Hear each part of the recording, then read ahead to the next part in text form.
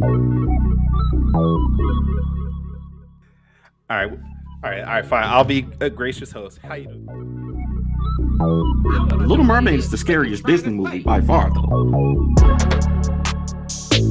Why the hell is Ace Blade in your Kickstarter? Some comics. I'm getting controversial today. We're gonna get controversial today with. My proudest moment is this interview and being able to talk to you two.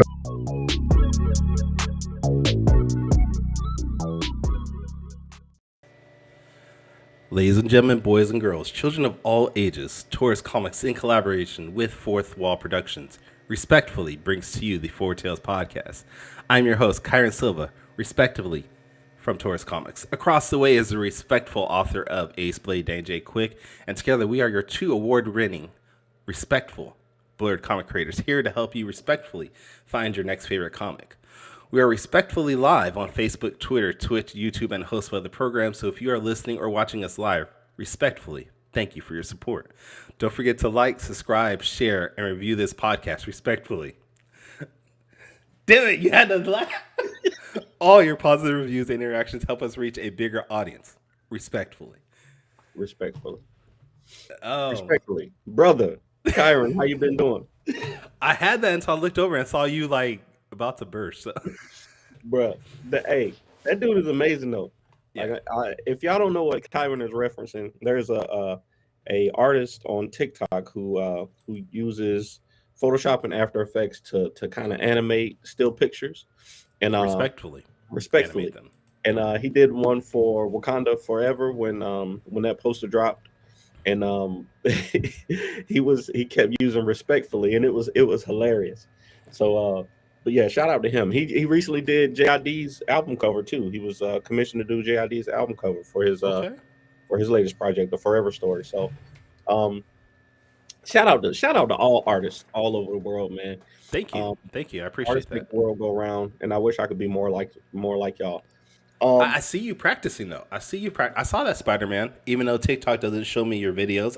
I searched you out and I saw your Spider-Man. It was good. It'd be like that, man. Brad, how you doing, man? Good morning. So how you been doing, Kyron? What's been going on with you? I'm all right. I've been a little frustrated with you though. Yeah, your disrespect. Yeah. Disrespectful? I was gonna bring this clip up, but I saw your most recent podcast you did, and I saw how you had a question presented to you: who would win a battle between lumberjacks and Saw the Lightning Wielder? Me. And your answer was very frustrating. And why? I was being honest.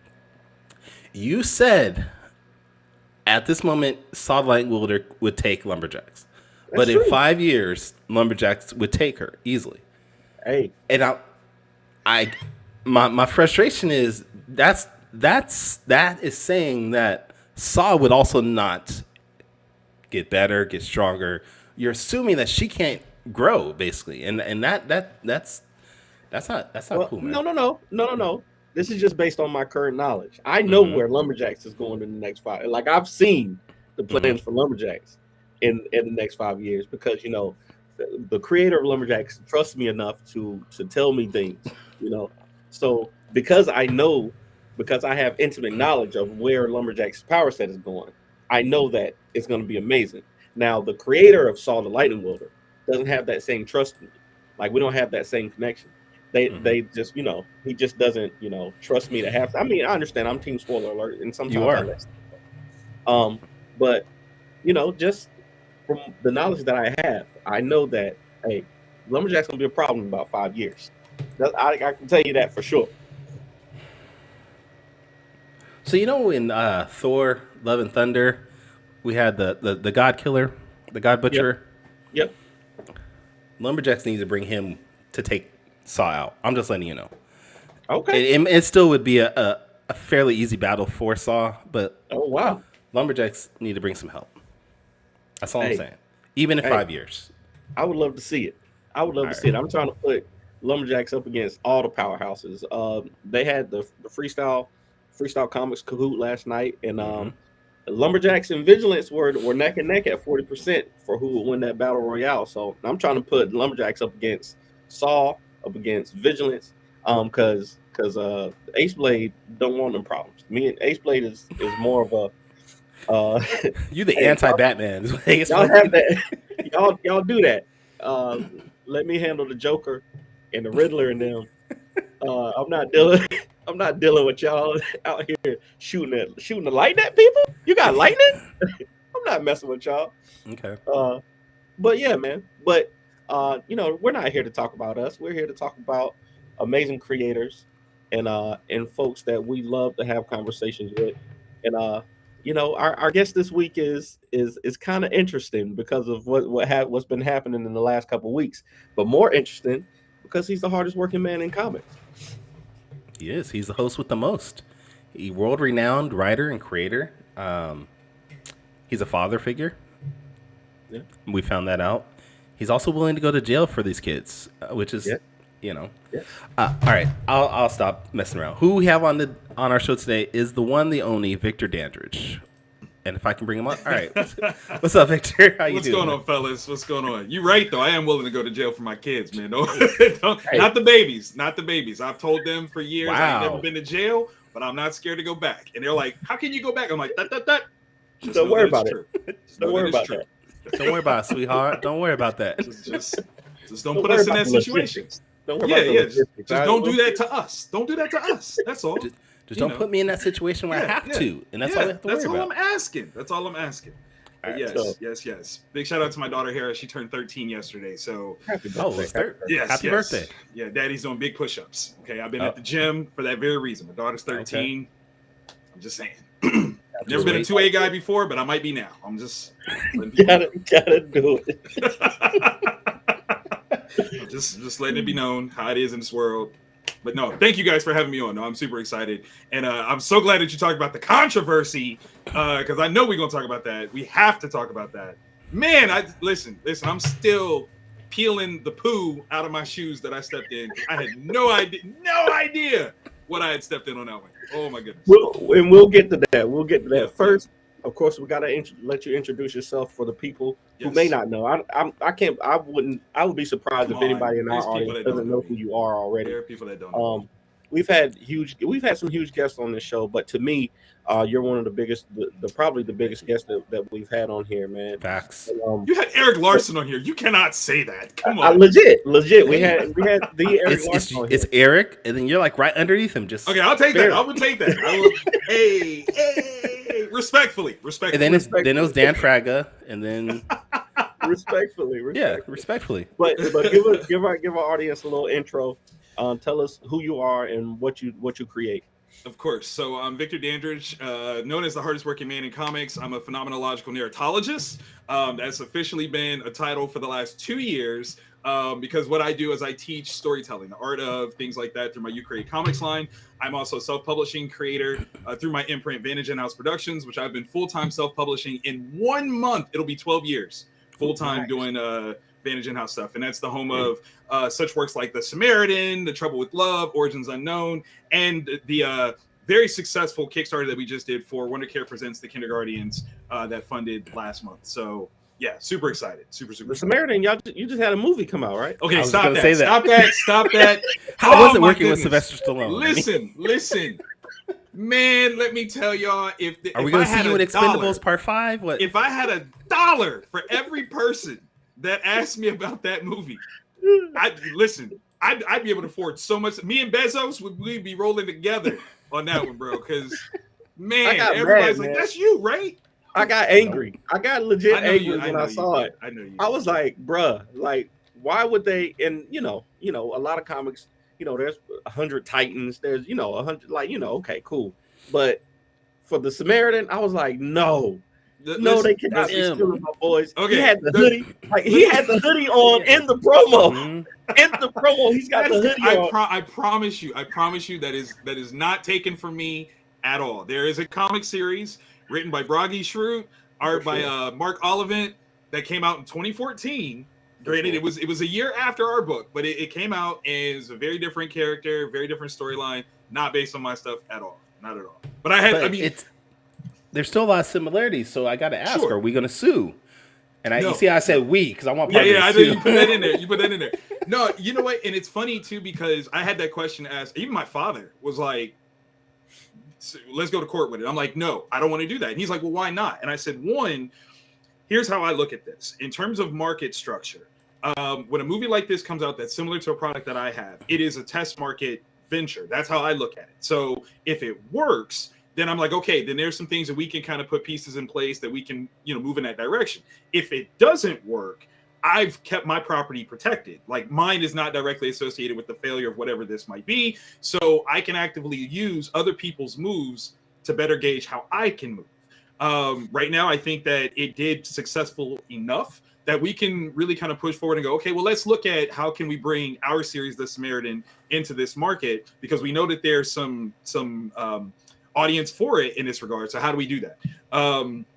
The other thing for me is when you do stuff like that, when you take that legal action route, you are closing doors for yourself. And a lot of people don't realize it that way. They're like, well, no, I'm right. But you are actively closing doors. We had the same conversation when Luke Cage came out. And the first 3 episodes of Luke Cage are almost verbatim The Samaritan. Like, almost verbatim. And I had people ask me, like, yo, you going to sue them? Am I going to sue Netflix and Disney? No, not even. Like, that's silly. That's frivolous on my part. If I do that, one, I can never work for Netflix or with Netflix. I can never work with or for Disney. And that equates to Marvel. So if I want to ever do that, then I close those doors. I don't want that. Number 2, I can still say and have for years, Luke Cage is a multi-million-dollar commercial for The Samaritan, and I didn't have to pay for it. If you like The Samaritan, or if you like Luke Cage, you'll love The Samaritan. Like, I get to say that. Nobody can stop me. And then also, as part of my realm of being at Comic Cons and being a celebrity moderator, I've gotten to work with Mike Coulter, Luke Cage himself, which I would never get to do if I sued them. I've got to work with Theo Rossi, who played Shades, who was a friend of mine now. Like, because we work together, he's a friend. We share work. Like, never would have gotten those opportunities if I had gone for the legal, oh, you took my stuff route, as opposed to, I'm going to just fall back and I'm going to see how I can use this. That's really my vibe. I like that. There was a guy on Facebook that was just throwing out cease and desist letters a couple years ago for anything that popped up. And I was Ridiculous. like, you're burning bridges, dude. You just burning a bunch of bridges. Like, just plain. Like, you're like, wow. That's a lesson I learned early too about building bridges instead of burning them. Like, you really never know who's watching you. Right. And you never know who is aware of your content and how connected the industry is, right? Yes. There's bad parts about that, but there's really good parts about that too.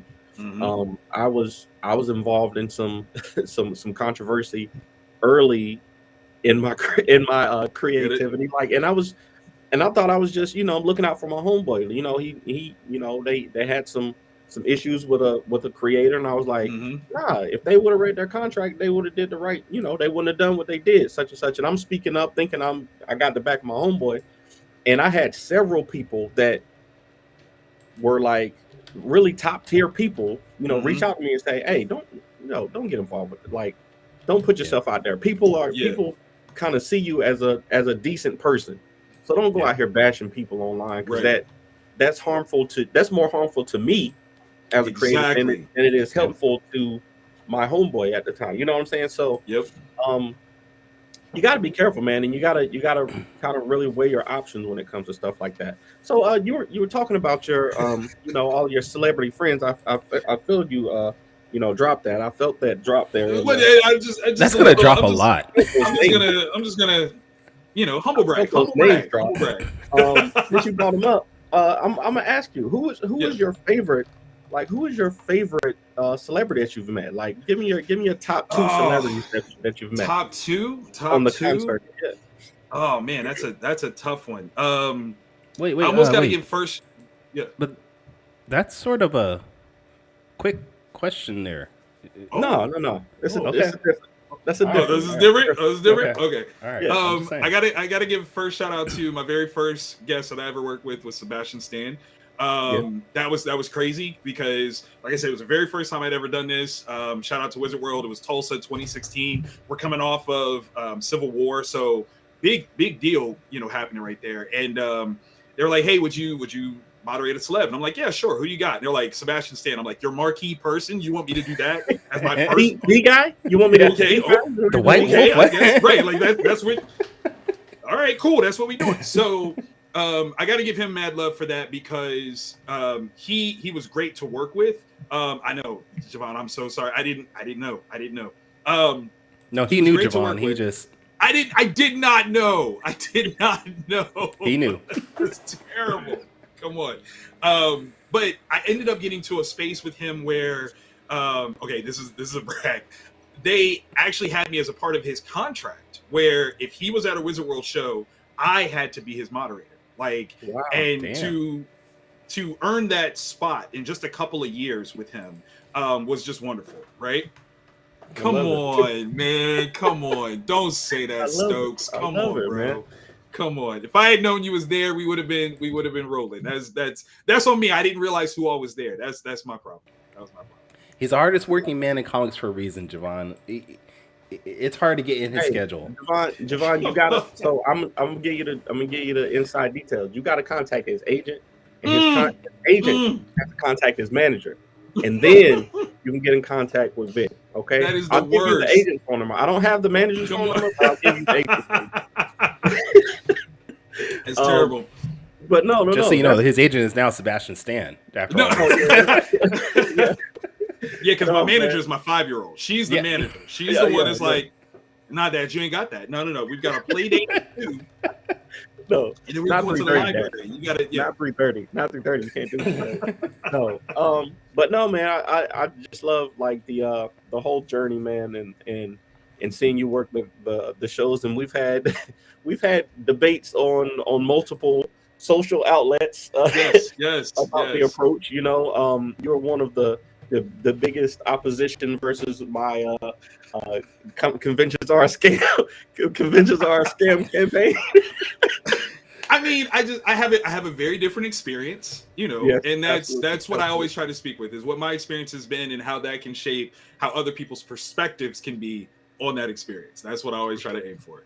For sure, and I think both things are helpful, and you know I love talking about anything, man. All conversation, I believe, of course, can be helpful. Absolutely. And you know, coming from the perspective of me, you know, of indie creator who, you know, I'm a super local guy. You know what I'm saying? Like I do shows from Carolina, Virginia, Atlanta. Like that's my little wheelhouse right there. You know what I'm saying? Calling you out, bro. He calling you out hard. No, that's not it. That's not it. My whole perspective was that if you are just getting into the game, if you're an indie creator and you don't have the content, it's going to be harder for you to make money at shows.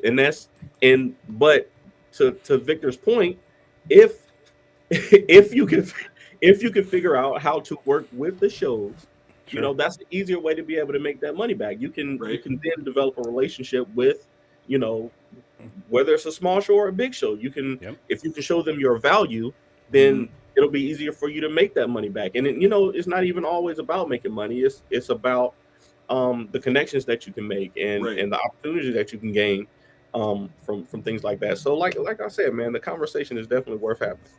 It's always worth having. I think that's even in opposition, discussions are important because in every way, shape, or form, again, as long as it's respectful, you can learn something even from somebody's opposite point of view. And I think that's the thing, like with what you're talking about, Danny, I think one of the best rebuttals could be in terms of not focusing on making that relationship happen with a convention, but making relationships happen with other creators. So then there is a lesser expense overall because you've now networked with a series of creators that are like, yo, let's band together and let's do this, this, this, and this. And it makes it easier for everybody. You know, there's less hotel expense. Not everybody's driving. Like, it's all kinds of things where there's different ways for you to approach that one problem. But if you don't identify the problem, no one talks about it. And then it just kind of becomes this looming, you know, cloud over everybody and nobody advances except for a select few that have played the game a little differently. And everybody else gets to sit there and go, well, how come they're moving up and I'm not? This is why, because they're not having a conversation. So I always appreciate when you throw something out there, especially when it's a good challenge, because it's worth the conversation. I'm all about the challenge. That's the Ace Blade way, baby. That's how you do it. it. That's right. You know, that's right. That's you right. underdog it. You're like, well, so I'm gonna say this thing and see what happens. Let's do it. Let's go throw see 'em. what. I like Let's go see it. what happens. I like it. Terrible. I like it. Now, my understanding is that you're starting a Patreon. Is that correct? Yes, I did start one. I started one last month. Okay. And all this first time in knowledge that that you adventure. have, is that something that we're going to get as part of this Patreon? Absolutely. In fact, that's part of the reason why I wanted to do it. As a writer, a lot of people don't see Patreons work very well for writers. And I'm like, nah, there's got to be a way, right? There's got to be a way. And for me, it's a matter of keeping myself on a very strict regimen of output. You know, how do I, you know, respond for people, do things for people, and have people hold me accountable for what I'm trying to put out into the market. I think that's the two-way street of being a writer on Patreon is like, I'm going to give you content. This content is to teach and educate you, but you're holding me accountable for what I'm teaching and educating. So yeah, I like that. Okay. Yeah. Joanne has a question. Are you going to be at Baltimore Comic-Con? So we'll see. I've never done Baltimore. Like all the shows I've ever done, I've never done Baltimore, and I hear great things about it. So I might try to, you know, finagle showing up in some way, shape, or form. I'm gonna work on that. Definitely. Have you done Dallas? Like Dallas? No. In fact, I'm actually doing the Dallas Fan Fest in October. That'll be the first one that I'm at. Yeah. Okay. Awesome. What is your Do you have the Patreon handy? Damn, I hate that neither one of you guys got that joke. Damn it.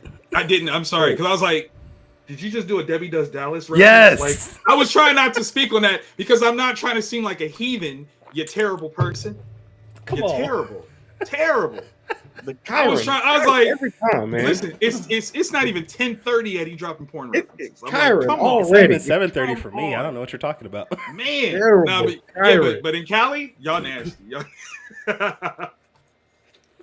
I will not Terrible. deny that in any way. Oh, that's funny. All right, go ahead, Danny. Sorry. Oh no, I was going to share the Vantage. It is the Vantage in-house Patreon. I got the link here. I'm going to share it. It's on patreon.com/HWMIC. That's there you go. That's what. Okay. Super easy. When trying what? You said true. Wow. Yo, I'll be honest. If I was in this position, I wouldn't say I'm a professional comic creator. No, that's not what I would say. I would just say I'm a writer. Start with I'm a writer. There you go. You know, There you go. Yeah, that's always the thing. That does it. The specificity of what I'm writing, that's further conversation. If I say I'm a writer, oh, what are you writing? Okay, now the game begins. Like that's the second layer of the game. Okay. Well, have you heard of Spider-Man? Have you heard of Spider-Man? You know what I'm saying? Have you heard of Spider-Man? You heard of Batman? I don't write those, but have you seen the Samaritan? Have you seen the Samaritan? Okay, well, you know, something like that. So like that. I'm not saying I'm the guy, but I'm the guy behind the guy, behind that guy. I am a guy. That's what I'm trying to tell you. Terrible. All right. Wait, what? Okay, I just opened up this, didn't I? Back in single day, I just say I'm an artist. I mean, it's your fault. It's your fault, Kyron. Hey, you did. All right. You did. All right. All right. So I wanted to ask, what are some things that people can look forward to on your Patreon? Okay, so some of the biggest things, first and foremost, are the scripts that I put up. So anything that I've published, I'm actively putting up the script for as a regular series post. Because I want to create an archive of showcasing what people can learn from me, right? So it'll be a showcase of the scripts. They can go through those, read those, see my process, my formatting, any of that style stuff that they might want to exhibit for themselves. But then they also will get some behind the scene features. So like right now, I'm actually doing we'll call it a rewatch of my unconventional video review series that's on YouTube. And I'm responding with kind of updates on how well the content upholds, all as a lead up to what will be the third season of Unconventional, what Patreon will get first. So looking at different ways to get into the comic book business and how to manage being in the business right now versus what I started off with in this conversation 8 years ago. So it's really about like, let's just talk about process. Let's talk about what it means to be in this business, how to create things like that. Appreciate you, bro. But that's really what it's all about, is how do I showcase my process, because by teaching others, I fully get understanding. That's what I'm about. And you get paid. That too. But see, that's the funny thing though, right? So with this Patreon, the thing that I really want to, and I literally just put this post up, the thing that I'm using the Patreon money for first is to fund other Patreons. I want to use this thing to kind of go, well, who else is creating some stuff that I need to be watching and learning from? So once I hit, I want to say it's $100 on there, and we're at like 35. I want to start taking a percentage of what's coming in and start funding other people's Patreons because I want to support other people creating. It's always a matter of keeping the cycle going. It's not just, oh, what can I get? What can I get? How can I put this back into the marketplace? Get other people creating. Obviously, the other side of what I make on Patreon goes towards my new projects. So it's still going to be about funding other people's work, but at the same time, it doesn't necessarily have to be something that I directly benefit from. I just want to get some people, give an opportunity. That's basically it. I love it. I'm not a huge Patreon, like I'm not on that platform a lot, but your page and I want to say Indie Comic Dispatches are two that I support, and I want to continue to see grow, man. Y'all always provide valuable content, and I love to learn. I'm still learning in this game, and I wish you all the luck in that, man. So, thank you. And if you want to support us, we do have a Patreon for Four Tails Podcast. We just don't post on that. I know. We do, but we don't support it. We don't do nothing with it. But you can go to our website, fourtailspodcast.com, and get our merch, like this amazing mug. That's definitely getting done. Okay. That's like terrible, bro. Nah, plug, baby, plug. I'm horrible at that. Yeah, right? Plug. Yeah. Come on. I legit did not know we have a Patreon, bro. We do have a Patreon. We do have a Patreon. I don't put anything up on there. It was one of the things like I gotta make sure I set things up before nobody takes it. There you go. I got you. Hey, there you I go. appreciate I agree. that. Definitely. I agree. We'll get Thank there. you. Kyron embezzling the Patreon money under Danny. I'm embezzling 0 out of 0. Yep. Hey, you gotta do what you gotta do. Hey, Kyron, I'm all for it. He's got the flag planted though. You gotta have that. Any money that comes into our podcast, whether it be from listens, likes, or people buying our merch, Danny has definitely gotten his share of it. It's not a lot, but Danny's gotten his share. I definitely got that $4 check. I definitely got. Oh man!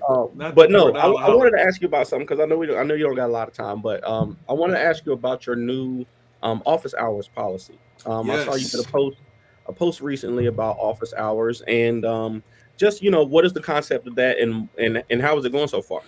So again, part of that idea of accountability was what I wanted, right? And being a person that's working from home before COVID, right? You end up getting into this trap of I'm in a comfortable space all the time, and I can work when I want to, and because this is my passion, I do work a lot. But I kind of want to look at things and say, how can I get more work out by having a dedicated series of hours that are like, hey, I'm supposed to do this, I'm supposed to do this, I'm supposed to do this, and I was playing around with it for a little while, and I was like, you know what, let's just go for it. Like, school's about to be back in session. All of my kids are school aged. Either they're in school age or they graduated and they're working. So I can have a time frame in the middle of the day that is just dedicated to getting workout, and it's perfect because it keeps me on point, right? So from 10 to 2 Eastern Standard Time is my governing work hours, and I have it broken down where the first hour is what I call my B story work. Some things that I can kind of work at a little bit, nothing really major that I'm supposed to do. And then for an hour and a half after that, that is my project A. Like, what's the thing I really want to accomplish this week? And that's what I'm going to work on for this hour and a half every day that week. And then in the last half hour is just kind of what little things I can, kind of clean up, piddly, whatever, if I'm responding to emails. But it gives me getting things done. And in the last week and a half, and it's kind of funny because we actually had a teacher strike the first week of school. So it kind of threw off my plan, but still managed to maintain it. But the first week and a half has been phenomenal. I've got a process when it comes to my social media.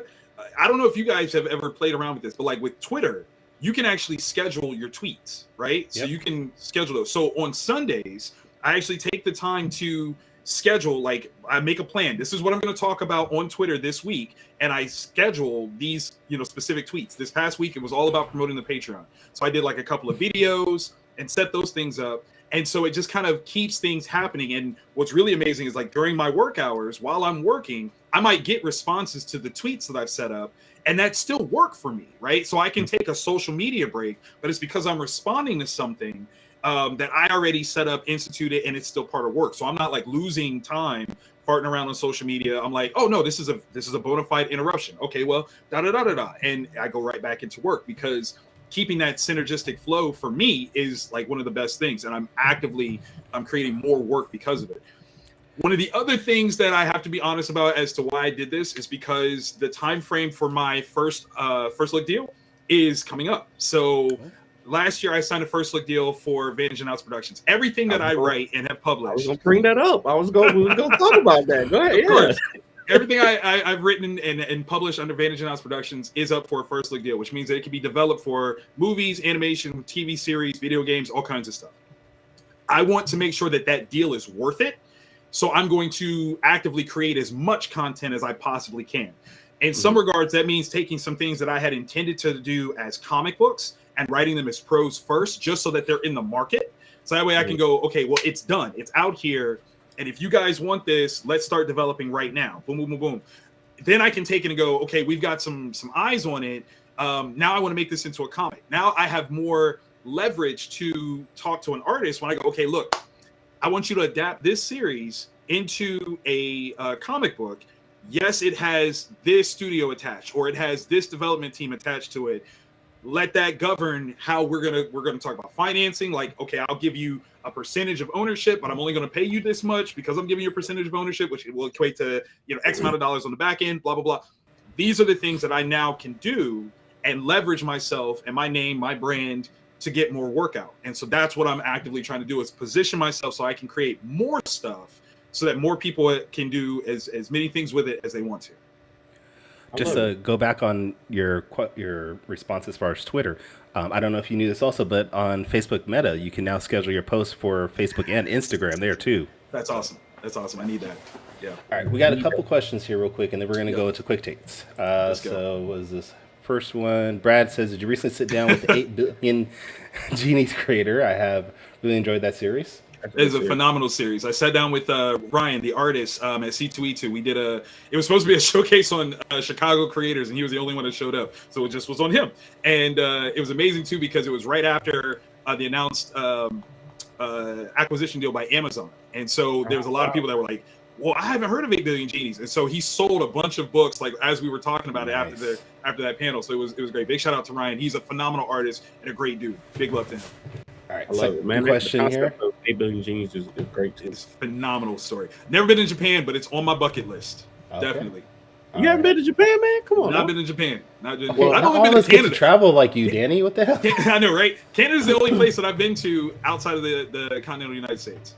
No, I had to hook up. My wife was working for American Airlines for a while, so we had to. We Hey, definitely had to hook up on You flights. gotta use that, bro. You gotta use that. We definitely Listen, had to hook up on flights. But That's my next move, is to befriend somebody that works for an airline. So I'd be like, hey, listen, I'm trying to go to this show. What's good? What's good? All right, last question. How can we challenge you to a video game? Oh, Name a we throwing video, like challenges. any video game? he said we you like- named the game. Name a video game. All right, so then I would say I want Super Street Fighter 2 Turbo Turbo? on the Super NES. Yes. I put in work on that game, okay? Like that was my game. That was my game. I feel like I could pick that back up today. Of course you can. still do The work. muscle memory, baby. The muscle Yeah. memory is there, like Yeah. 1,000,000%. Sure. All right. Well, this is our time. Wait, do you have a question or no? No. Go ahead. Yeah. Okay. So this is our time where we're going to do quick takes, which is a rapid fire questionnaire with Danny. This week's episode of Quick Takes is going to be brought to you by Madison with one Y, but it's not where you think it is. And Agents of Geekdom. This weekend is the launch of Agents of Geekdom, and we are launching it with a bang for FSK Con Day. I can't remember what it is. Damn it. FSCon. Thank you. FSCon. FSCon. I got you. So go check it out after our show is over. They have a bunch of programming. But let's go ahead and start Quick Takes. Let's do it.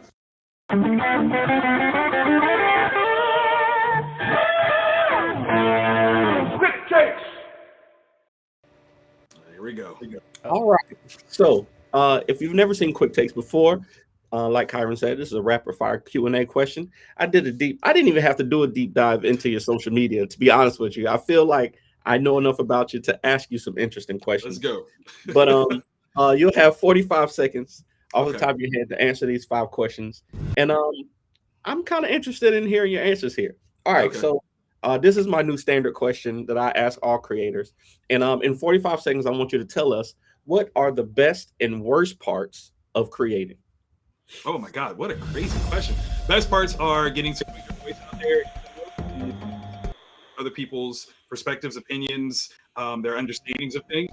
Definitely the best. The hardest part is being confident at all times that what you've put out there has value. Even now, I still struggle with that. Like I will have, with all the things that I do, I still have times where I'm like, does anybody care? Why am I doing this? Does it matter? And I'll have people that can actively say like, no, Victor, I do this because of you and da. And I still have that little thing every once in a while that goes, you're not that sweet. You the hardest. You little soft, bro. Like that's the hardest part. Nah, man, I'm telling you, there's a rapper that I follow. There's 2 rappers that I follow. Fonte Coleman from North Carolina is one of my favorite rappers, and he talks about that a lot in his music, where he doesn't know, if his impact is what he believes it should be. But like I tell you, I listen to his music, and I get inspiration from it so much, Nice. and you really never know how much you're just you being you on a day-to-day basis. Inspires other people. Yes, I like purple a lot. It's my thing. I'll take that every day. All right. So question number 2. Number 2. I want you to tell us why you hate Little Shop of Horrors. Whoa. I love Little Shop of Horrors. What do you mean? Yeah, No. That's like literally my favorite. Oh, I was about to say, like, yo, that's my favorite musical.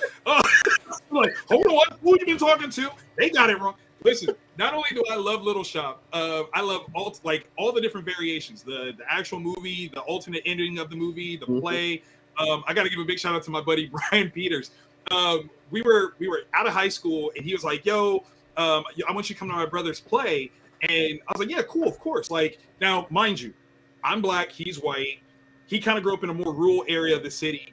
And he was like, have you ever heard of Little Shop of Horrors? And I look at him like, that's racist, bro. And he's like, what do you mean that's racist? I was like, why would you ask me if I've ever heard of it? Like, it's Little Shop. Like, are you serious? Get out of here. It was so fun. Bruh, So fun. Tashina Arnold was in it, man. Come on now. Right. Pam, too. Like, come on. Bro, come on. Me and you, we shared that, man. Little Shop of Horrors is probably my all-time favorite musical. And I recently had my kids sit down and watch it, and thankfully they appreciated it too. Listen, if they didn't, they can't be your kids anymore. Those are my rules. That was my decision. I was either going to kick them out, or they were going to, I was going to put them in the wheel. Question number 3. Right.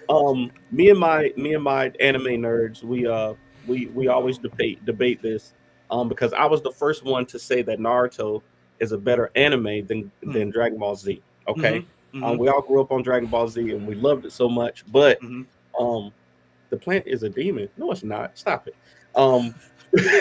Don't talk about Audrey too like that.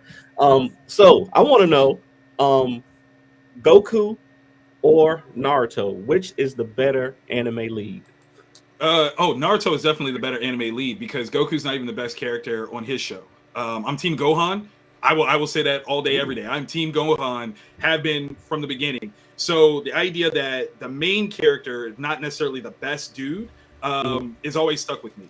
Naruto has not always been the best guy, but he's always like tried to be, and he's reached that level. Like, look, I'm gonna be Hokage. Like, I'm gonna tell you that right now. He's been saying that since he was a dumb little kid, and then when he actually gets there, it's a beautiful thing. So Naruto gets that hand for me, but I do have to acknowledge and admit that Naruto builds on what Dragon Ball Z built. So you can see a lot of the missteps that Dragon Ball had, and Naruto dodges those artfully and respectfully. If Dragon Ball had its own run, it would be top notch. Facts. As a Bro, this might be the first quick takes where you use 45 seconds for every question. You know who this is? I got the time, man. I got the time. I'm gonna use it. You know who this is? I love it though. So, as a follow-up question, how do you feel about My Hero Academia so far? So I don't like My Hero. My Hero is a show that I've never got. Like, I've tried to watch it. I don't. That's all. Yeah, we don't need more. I can do the rest of the quick takes if you want. We don't need no more. We don't need no more from the hardest working man in comics. It's unnecessary. We don't even need to have him on the rest of the show. We're ending that anyway. We're ending that anyway. I'm being honest. Look, Mike has tried to get me on My Hero. My daughter's tried to get me on My Hero. There's just something about it I just don't love. So I'm like, this one just isn't for me. You would think I could, but it's not for me. Have you seen the movies? Have you seen any of the movies? Yeah. Like I'll take my daughter to go see them, and still it'll go over my head, and I'm still like, I'm here for you. If the second movie didn't do it for you, then hey man, it might just not be for you. That's my place. I hold that. I'm like, I'm not saying it's bad. I'm saying it just didn't click for me. Because I had never seen it before. My children had tried to get me into it, and and they were like, "Oh, the second movie is coming out. Can you take us?" I took them. I'm in the theater dying, like literally, I'm dying in the theater. And I'm like, yo, these kids, like, whoever made this, put in the work. Mm-hmm. They put in the work. But all right. So my last question, and if you watch the show, I always have our panelists do a top 5 off the top of their heads. Wait. You have question 4, dude. Oh no. I'm sorry. Yeah, question 4. I skipped right over. Listen, once you kicked me out, he was like, "Nah, we're done. We're done with we're done. We're done with the show." Because I really don't need to do the rest. It's cool. Okay. So question number 4. So, you are known as the hardest working man in comics. I want you to tell us about that hardest working legacy. Do you believe that hard work is more than talent? There's a saying that hard work beats talent when talent refuses to work hard, or something like that. Do you believe that? And what is your view on your legacy as the hardest working man in comics? Wow. Okay. So I definitely believe that, because a lot of times people that are talented don't necessarily know that they're talented. All they know is that they can work hard and they can get stuff done, and they don't necessarily associate that with a particular skill. I've been that way for years. I've had a lot of people tell me I've got the thing, and I don't know what that is. I don't know what that means. So I try not to even focus on what that might mean for somebody else. Do my thing. In terms of my legacy, I'm the guy that always says yes, right? Like if there's something that can be done, something that can be tried, I'm going to try it. And I want that to be the legacy of the hardest working man in comics, because that's what that's all about, is to say, yes, you can figure this out. All you got to do is put in the work, and you can figure it out. You can make a way, you can open up doors, you can change lanes. Just do that. That's what it's all about. So yeah, that would be what my legacy is.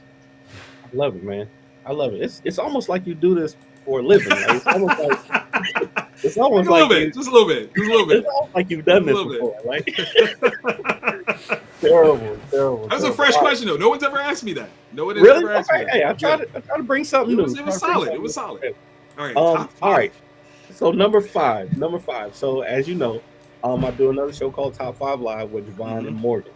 So I always have our hosts do a top 5 off the top of their head. So I want to know, with all the people that you've ever paneled with, that you've always had discussions with, I want to know who is in your dream top 5 panelists. So people you've never done before, who do you hope to work with someday? Number 1, Robert Kirkman. Never done anything with Robert Kirkman. I've never ran a panel with Mark Miller. He's my friend and mentor, so I would definitely love to do that. I would love to get Kevin Feige on the chopping block and talk to things about him. I've done Joe Quesada, so I can't say that anymore. I would say Kevin Smith, actually. I've never actually worked directly with Kevin Smith. I've worked with a lot of adjacent people, but not him directly. And then Shonda Rhimes is like a huge one for me. She actually she has a familiar connection to the Ohio State University, and that's right here in town. So I feel like I could do it, but I've never done it. But Shonda Rhimes would be, I love it. Now it's out there in the atmosphere, man. It's out there in the universe now. We're gonna make it happen. We're definitely gonna make it happen. Let's do it, man. Yeah. So is there any way you can talk to Miller to be on our show? Because I had reached out to him last year through Twitter, and I think this was before somebody took over his Twitter account. Okay, Mm-hmm. he was personally doing it himself, and he was like, "Yeah, I'll be on the show." And then someone took over his Twitter account, and they won't respond. Yeah. So send me your email. I'll email him, and I'll put that on there for you. I was actually half joking, but yeah. I mean, I wasn't joking about. No, wait. Time out. I wasn't joking about the interactions. The interactions actually did happen that way, but I didn't think you'd be like, yeah, send me your email. I did. Again. Fan Expo. Have you met our guests before? No, I thought you was really asking. Have you met our guests before? I mean, if you can really do it, okay. We have our 50th episode coming up soon. So if you can really do it, then we'll do it. A quick story about Victor Dandridge, man. A quick story, and I'm gonna put you out right here, bro, because I'm still astonished. I'm still astonished. My daughter, my lovely daughter Kendra, I took her, to the show, to GalaxyCon in Raleigh. Like I said, Victor got tickets for us, and when I literally couldn't get tickets in my own state. I live in North Carolina. I couldn't get tickets to get in the show.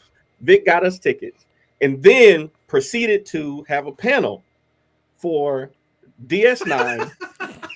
He had a panel with two of the actors from Star Trek DS9. Okay, an hour.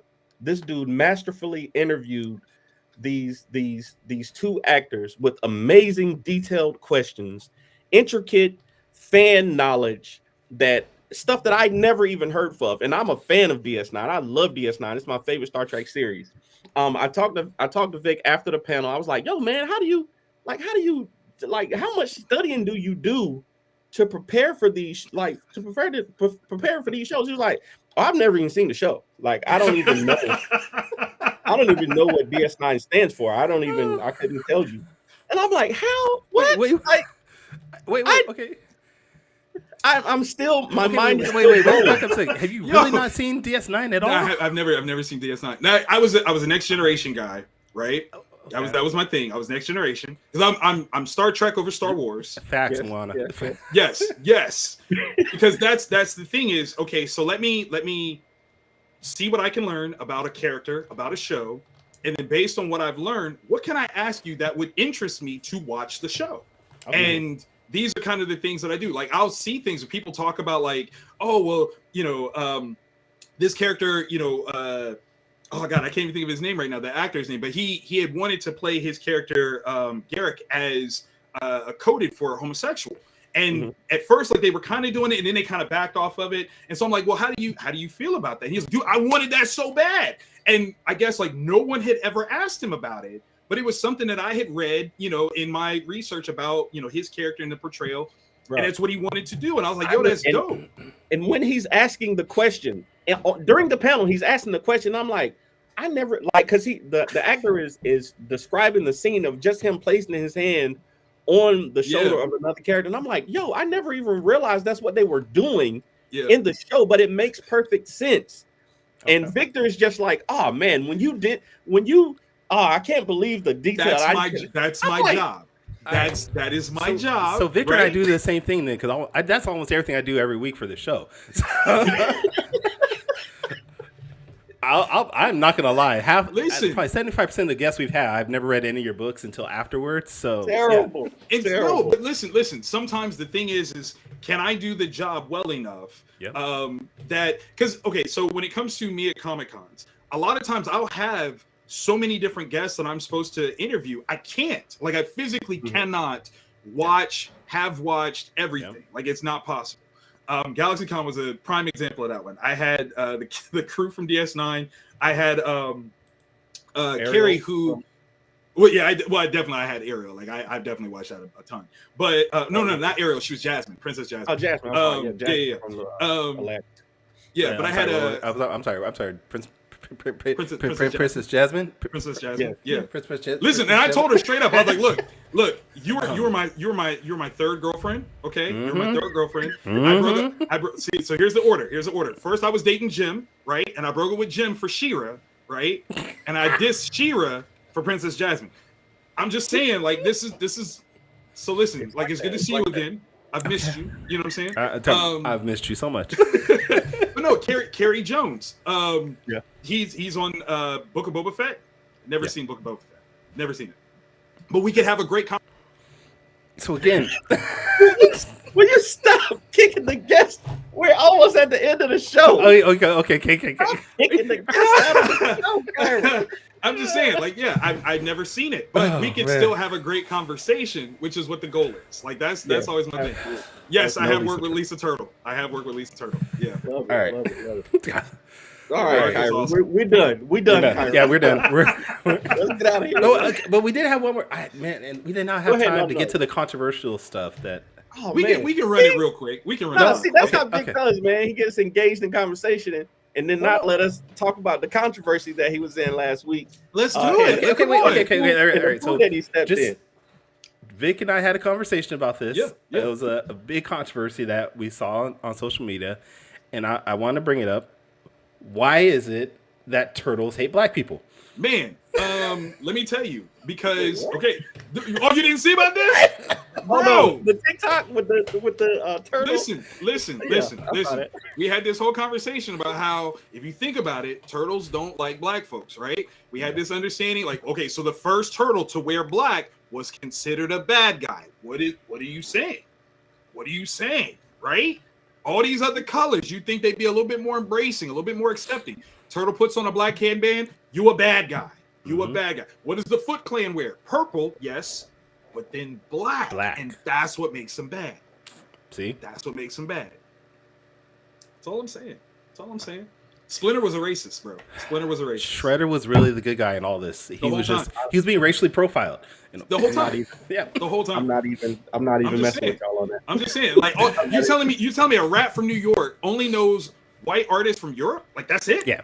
Like, that's all that's all he's got? No Man, Basquiat, dude? He couldn't The get name a of Basquiat? Basquiat. Not a Basquiat turtle. He couldn't get a Basquiat in there? Not a Come on. Basquiat turtle. What? Terrible. He even brought Venus on there. I mean, man, the one female, he's like, yeah, European still. Right. You see what I'm saying? Not Frida, right? Like, he could have picked anybody. A rat from Japan. Okay, never mind. All right. Who lived in New York? He lived in New York. Yeah. I'm done. And it wasn't even like the best parts of New York, too. So you knew there's some people of color around him. But no. That's all I'm saying. All right. We're going to have Victor on a second time because there's too much we got to go over. And we're running out of time because FSK Con is continuing and our time is up. But before you go, where can everybody check out your work?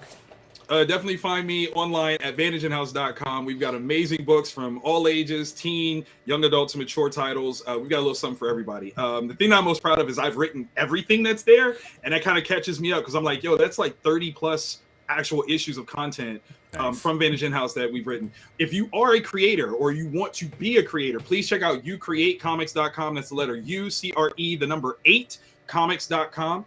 Stop it, Danny. Where we have some amazing supplies to help you make your own comic universe from start to finish. We actually teach in schools, and that's something that we're pushing real heavy to utilize comic books as a bridge to classroom fundamentals, because I think that's very, very important. I was a kid that didn't like to read until I got into comics, and I like to promote that aspect of the comics medium to anybody and everybody. And of course, at Vantage In-House on all forms of social media, and patreon.com/HWMIC, the hardest working man in comics. So that way you can keep me on my toes about what I'm creating and learn as I learn what it means to be the hardest working man in comics today, every day. Thank you, sir. All right, Danny, where can everybody find your work at? If you're looking for me or for our comics, Ace Blade, Lumberjacks, or King Supreme, the best place to go is our website, fourthwallpros.com. If you want to follow me on social media, it's at the Ace Blade on all social media platforms. Kyron, where can people find you? You can find my work at tauruscomics.com. I am on social media, Twitter, Instagram, TikTok now, Facebook at Taurus Comics. Even though TikTok is still broke and you don't see anybody's work that you're friends with, so TikTok, you still need to fix that. But if this is your first time checking out our podcast, go to our website, fourtailspodcast.com, listen to some of our past episodes, and check out everything that we have available. But join us next week where we are going to have Brandon Calloway, writer, Brandon Calloway, I should say, on our show. But until next time, sayonara, goodbye. Please take care of yourselves, and turtles, stop being racist. Music provided by my brother, Quix Made It. Find him online in YouTube, Instagram, and SoundCloud. I want to know what it is Quick is trying to say.